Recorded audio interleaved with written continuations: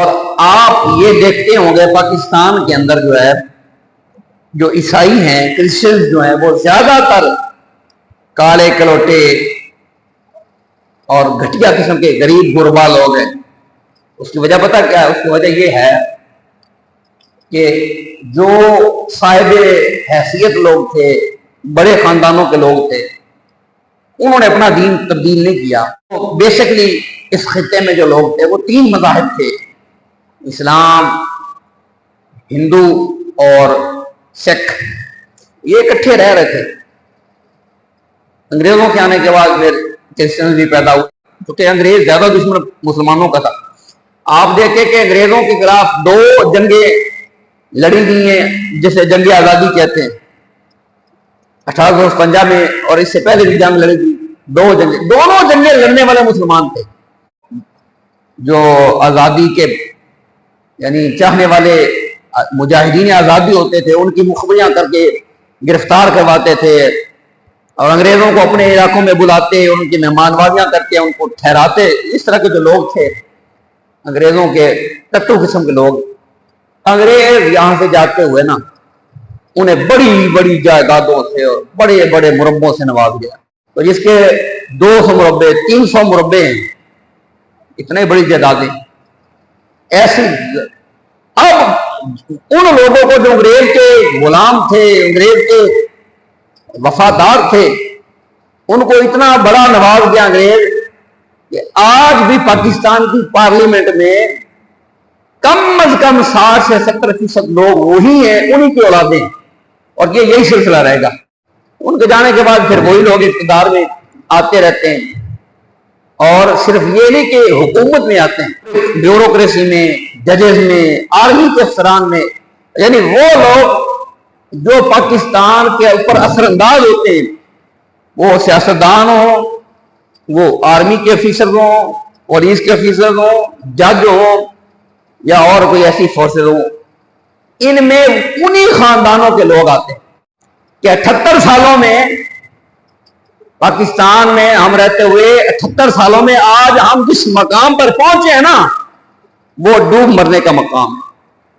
जो लोग भी पाकिस्तान के ऊपर असरदार होने वाले लोग हैं, जितने भी इदारों के लोग हैं या सियासतदान, अपने मुल्क में ये सिक्योरिटी में फिरते हैं, रूट लगाते हैं, पब्लिक में नहीं जाते, बहुत सख्त सिक्योरिटी में रहते हैं।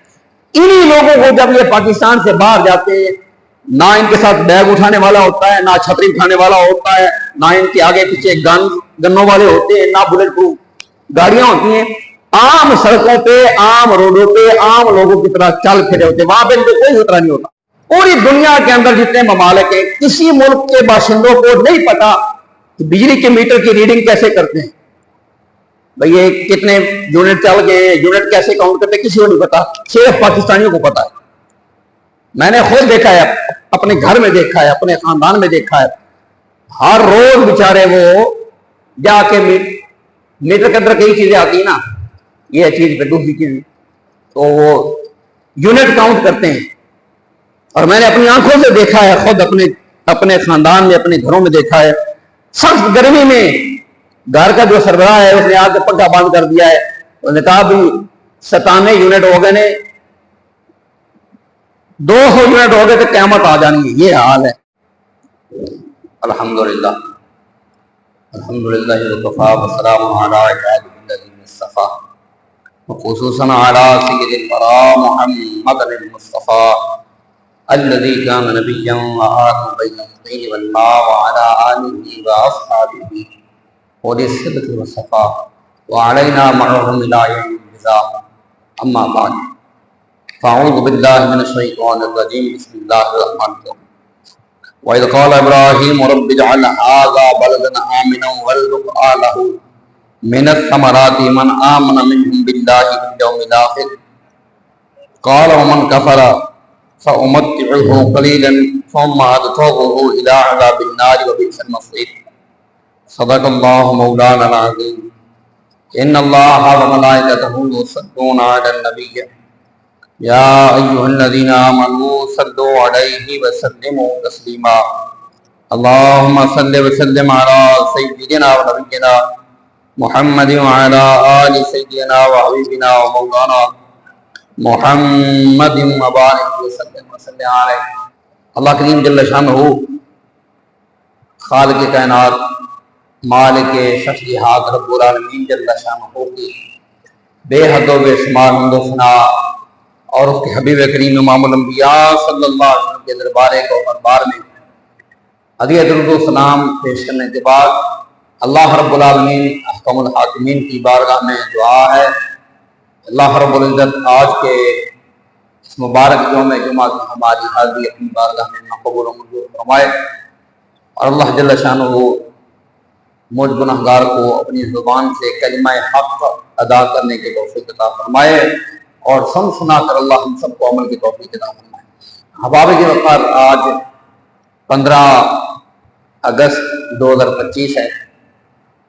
पाकिस्तान के आज़ाद मुल्क बनने को आज 78 साल मुकम्मल हुए हैं। अल्लाह करीम जल्ल शानहू हमारे मुल्क पाकिस्तान को दुनिया में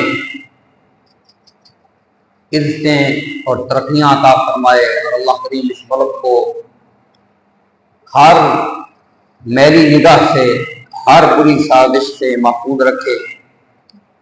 अल्लाह ताला इस मुल्क को अमन का, खुशहाली का गहवारा बनाए। 78 साल एक बड़ी उम्र है, बड़ा वक्त है। पाकिस्तान को आज़ाद हुए जो लोग पाकिस्तान के आज़ाद होने के वक्त मौजूद थे उनमें से अब गिनती के लोग बाकी होंगे, बाकी सब चले गए। अब पाकिस्तान में उस नस्ल के बाद चौथी या पांचवी नस्ल मौजूद।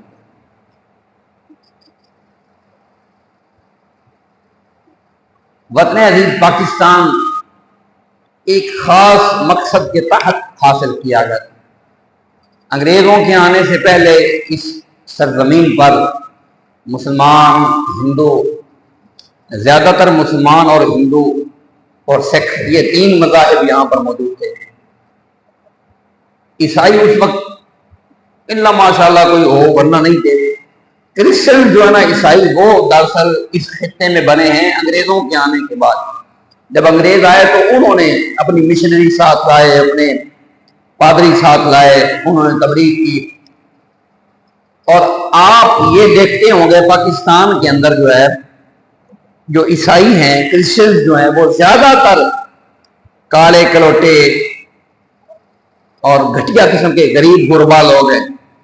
उसकी वजह पता क्या है? उसकी वजह यह है कि जो साहिब हैसियत लोग थे, बड़े खानदानों के लोग थे, उन्होंने अपना दीन तब्दील नहीं किया।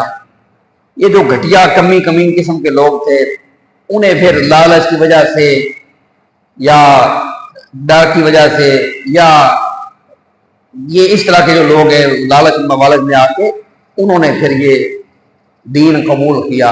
पाकिस्तान में आज भी ये बड़े सगीर में आप देखते होंगे गोरे चिट्टे लोग जो हैं वो क्रिश्चियन नहीं है। उसका सबब यही है, घटिया किस्म के लोग जो थे, घटिया जातों के, गरीब गुरबा, पट्टे पे काम करने वाले मजदूर और इस तरह के,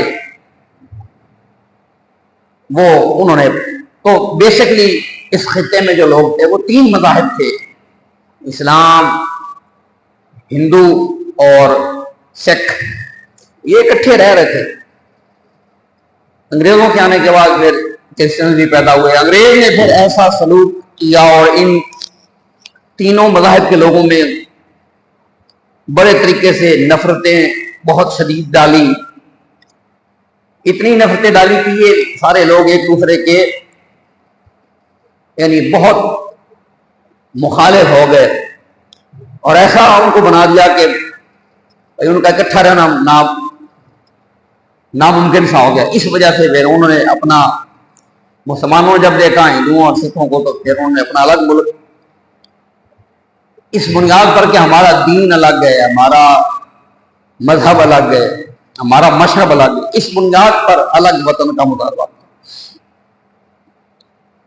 और उस वक्त सिर्फ एक ही सबब था अलग वतन हासिल करने का, और वो सबब सिर्फ दीन था कि हमारा दीन इनसे अलग है। सिर्फ पाकिस्तान के अलग वतन बनाने का जो सबब था वो इस्लाम था। उस वक्त मुसलमानों, और जिन मुसलमानों ने साथ दिया उन्होंने भी इसी वजह से साथ दिया। बहुत सारे ऐसे लोग जिन्होंने वोट मुस्लिम लीग के हक में दिया था वो पाकिस्तान में आए नहीं थे, पाकिस्तान से बहुत दूर बसते थे, वो आ ही सके, लेकिन वोट सिर्फ इस्लाम की बुनियाद पर उन्होंने दिया। एक ऐसा वतन हासिल करेंगे जहां पर इस्लाम दीन होगा, इस्लाम मजहब होगा, जहां पर इस्लाम प्रैक्टिस होगा, इस्लाम का जो निज़ाम है वो वहां पे नाफिज होगा। तो ये था पाकिस्तान के बनाने के अंदर जो मेन रूह थी, जिस बुनियाद पर अलग वतन दिया गया। ये अलग बात है कि अंग्रेज जब यहां से गया तो बहुत गहरी साजिश करके गया। वो सिर्फ पाकिस्तान में नहीं, इंडिया में भी ऐसे ही गया, लेकिन ज्यादातर क्योंकि अंग्रेज ज्यादा दुश्मन मुसलमानों का था। आप देखें कि अंग्रेजों के खिलाफ 2 जंगें लड़ी गई हैं, जिसे जंग आजादी कहते हैं, 1855 में, और इससे पहले भी जंग लड़ी गई 2 जंगे। दोनों जंगे लड़ने वाले मुसलमान थे।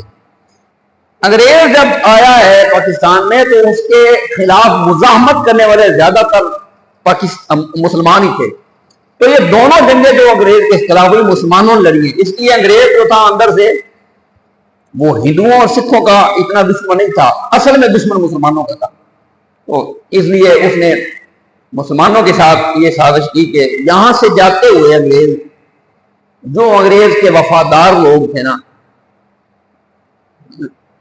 अंग्रेजों की मुखबियां करते थे, मुसलमानों को पकड़वाते थे, मुसलमानों को जो है वो जो आज़ादी के यानी चाहने वाले मुजाहिदीन आज़ादी होते थे उनकी मुखबियां करके गिरफ्तार करवाते थे, और अंग्रेजों को अपने इलाकों में बुलाते, उनकी मेहमानबाजियां करके उनको ठहराते। इस तरह के जो लोग थे अंग्रेजों के टट्टू किस्म के लोग, अंग्रेज यहां से जाते हुए ना उन्हें बड़ी बड़ी जायदादों से और बड़े बड़े मुरब्बों से नवाज गया।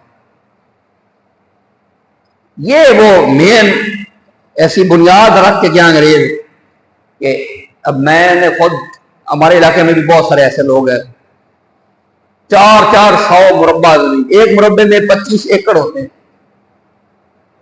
यानी 200 कनाल का एक मुरब्बा होता है।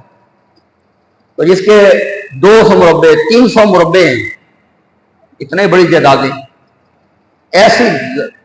अब उन लोगों को जो अंग्रेज के गुलाम थे, अंग्रेज के वफादार थे, उनको इतना बड़ा नवाज दिया अंग्रेज कि आज भी पाकिस्तान की पार्लियामेंट में कम अज कम 60 से 70% लोग वही हैं, उन्हीं की औलादें, और ये यही सिलसिला रहेगा।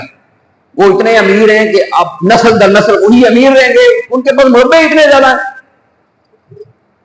और शहरों के अंदर भी बड़ी मेन जगह उनको अलाट कर गया अंग्रेज, तो हम तो जा रहे हैं, उन्हें नवाज गया।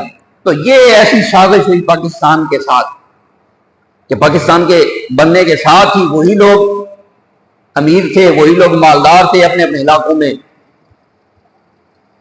अब पिछले दिनों में कायदे आज़म यूनिवर्सिटी इस्लामाबाद से PhD का एक मकाला लिखा है एक तालिब इल्म ने, उसने फिर वो सारे खानदान पूरे तारीखी शवाहद के साथ उसमें नकल कर दिए कि जिन्हें अंग्रेज नवाज के गया था दुनिया से, यहां से जाते हुए।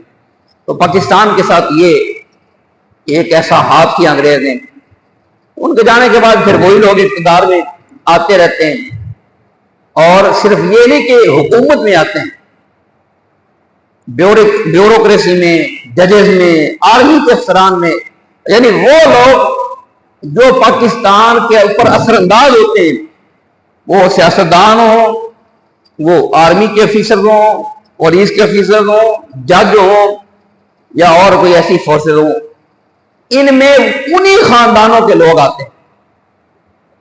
तो ये एक बड़ा ऐसा यही वजह है पाकिस्तान 70 साल हो गए इतने ज्यादा कर्जे में डुबो दिया मुल्क कि पाकिस्तान की खुद मुख्तारी अब सिर्फ नाम की रह गई। ना पाकिस्तान में कोई फैसला पाकिस्तान में अपनी मर्जी से हो सकता है, ना बजट अपनी मर्जी से बना सकते हैं, ना किसी चीज को महंगा या सस्ता करना वो अपनी मर्जी से कर सकते हैं, ना पाकिस्तान के अंदर कोई journal chief of army staff जब बनाना वो अपनी मर्जी से बना सकते हैं। हत्ता कि आप हैरान होंगे कि पाकिस्तान का जो स्टेट बैंक ऑफ पाकिस्तान का गवर्नर है वो भी पाकिस्तानी नहीं है और उसको लगाने वाला भी पाकिस्तान नहीं है, उसको अपॉइंट करने वाला भी पाकिस्तान। ये हाल, ये बातें 78 साल पाकिस्तान के जश्न आजादी के हो गए और आज हाल ये है भाई, इस वक्त मुल्क पाकिस्तान का, पाकिस्तान में मेरा नहीं ख्याल कि कोई पाकिस्तानी ऐसा है कि जो पाकिस्तान में रहना चाहता है।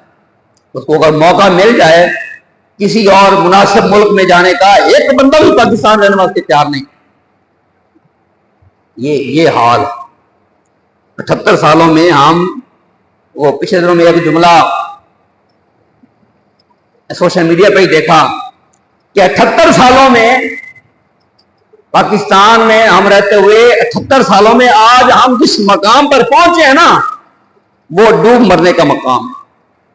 हमारे ये जो लोग भी पाकिस्तान के ऊपर असरदार होने वाले लोग हैं, जितने भी इदारों के लोग हैं या सियासतदान, अपने मुल्क में ये सिक्योरिटी में फिरते हैं, रूट लगाते हैं, पब्लिक में नहीं जाते, बहुत सख्त सिक्योरिटी में रहते हैं।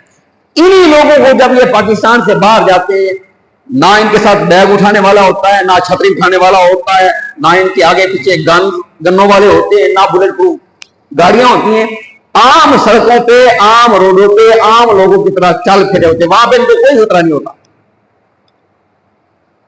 पाकिस्तान, मेरा यह सवाल है, आज 78वीं सालगिरह है पाकिस्तान की। असल में पाकिस्तान की 78वीं सालगिरह आज ही है, 15 अगस्त को। शुरू में पाकिस्तान का जो यौम आजादी था 15 अगस्त को मनाया करते हैं। रात 12 बज के कुछ मिनटों पे पाकिस्तान आजाद हुआ, इसीलिए इंडिया वाले 15 अगस्त को मनाते हैं। और शुरू में पाकिस्तान में भी 15 अगस्त को मनाई जाती थी, फिर उन्होंने कहा कि हम अलग करते 14 अगस्त को। आज ही आजादी का दिन है 15 अगस्त, जो ना असल में पाकिस्तान के। तो 78 साल आज मुकम्मल हुए पाकिस्तान को। सवाल यह है, मुल्क वहां से यहां पर पहुंच जाए, अगर बदअमनी का ये आलम है और अगर पाकिस्तान में लोगों के हालात का ये आलम है, तो इसका सबब कौन है, इसके जिम्मेदार कौन है? ये अवाम जिम्मेदार है, जिनको बेचारों को अपनी रोटी के लाले पड़े होते हैं। पूरी दुनिया के अंदर जितने ममालिक हैं, किसी मुल्क के बाशिंदों को नहीं पता कि बिजली के मीटर की रीडिंग कैसे करते हैं, भाई ये कितने यूनिट चल गए, यूनिट कैसे काउंट करते, किसी को नहीं पता, सिर्फ पाकिस्तानियों को पता है। मैंने खुद देखा है, अपने घर में देखा है, अपने खानदान में देखा है, हर रोज बेचारे वो जाके मीटर के अंदर कई चीजें आती है ना, ये चीज पे दूसरी चीज, तो वो यूनिट काउंट करते हैं। और मैंने अपनी आंखों से देखा है, खुद अपने खानदान में, अपने घरों में देखा है। सख्त गर्मी में घर का जो सरबराह है उसने आके पंखा बंद कर दिया है, उसने कहा भी 97 यूनिट हो गए ने, 200 यूनिट हो गए तो क़यामत आ जानी है। ये हाल है, पंखा बंद कर दिया, गर्मी की बहुत। तो भाई अर्ज करने का मकसद ये है, हमारे मुल्क की आजादी और हमारे ये जो करता धरता लोग हैं, इन्होंने हमारी ये खैर खाई की है।